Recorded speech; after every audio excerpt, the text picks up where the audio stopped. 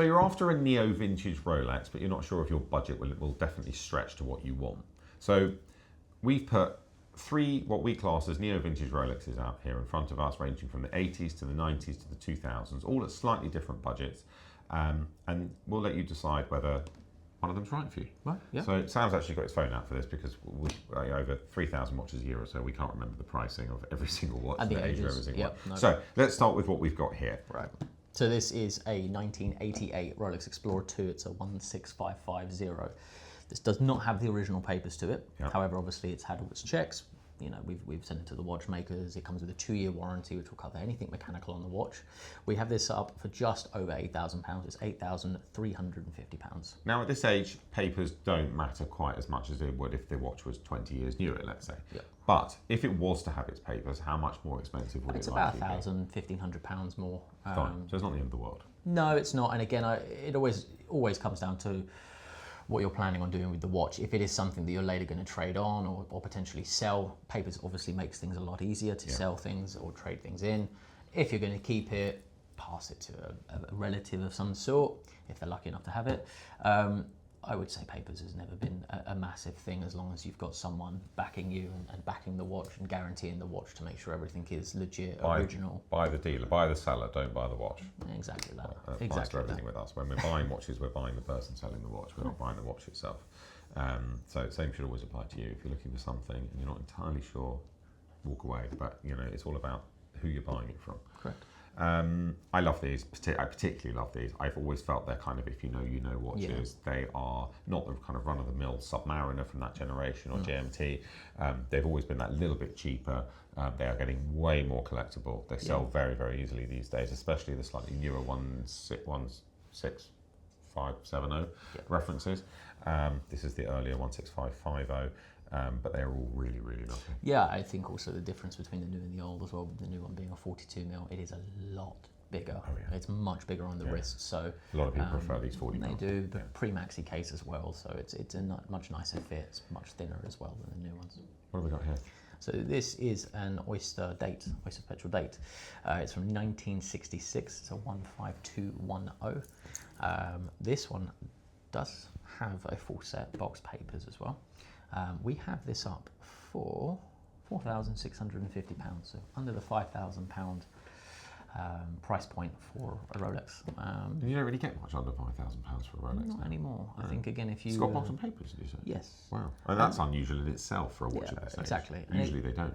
and it's one of those things. You know, we've been doing this for a very long time in our individual careers, but you know, I remember going back, 10 years ago or so, these were like £2,000 you could pick them up for. And these are what, 34mm? 34mm, yeah. So, exactly. so they could be worn by a man with a smaller wrist or a woman now. Nowadays, We actually absolutely. sell quite a lot of these to women now. Correct.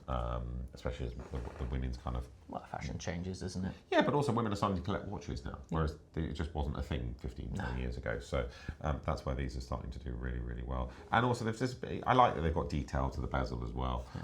There's plenty going on there, but they're really certainly a really nice entry-level starter neo-vintage watch. And then lastly over here, we have... So it's 2003. It's a GMT Master 2, so 16710.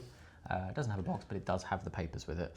It's the papers that really carry the value. It's not the box. Look, we can get a box. It's one of those things you can buy an era of that with a box. Yeah. There's plenty of them. Yeah.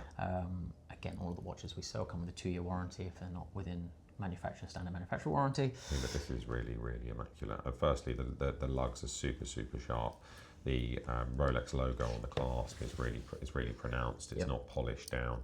There are loads of reasons why we wouldn't buy one of these. Rounded off lugs, rounded off bezel teeth. Yeah.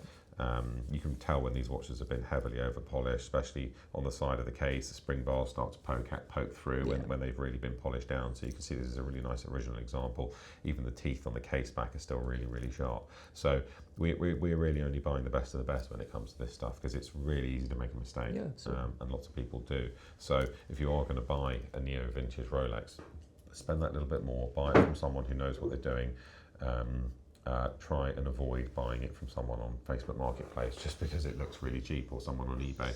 Yes, eBay have their authentication system, but that's not telling you whether the watch is totally original. It's not telling you whether it's over polished. No. It's just telling you whether it's real It's or got not real real, movement in or it. stolen Yeah, or exactly. not stolen, that kind of thing. So by the seller, super important. Now, it's not just value for money that's great about neo-vintage watches, and only some of them, but I think it's the way they hold their value as well. Yeah.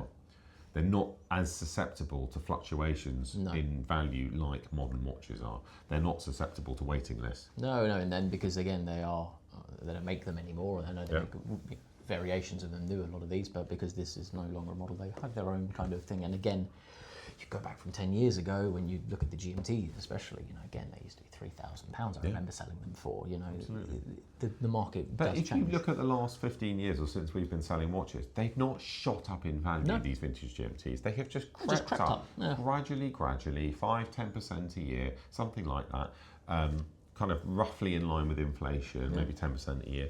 And they've just performed well. They require little to no maintenance whatsoever, and that's something does go wrong when you notice it losing loads of time.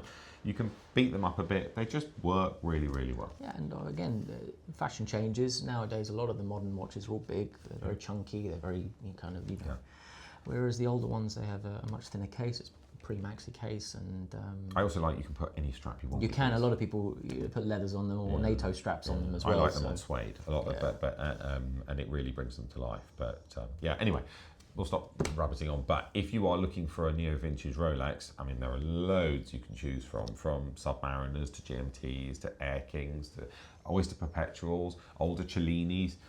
They're really coming into fashion. yeah. There's older day dates, Stellar dials, date just. We don't even have a date just here. I mean, there are just so many to choose from.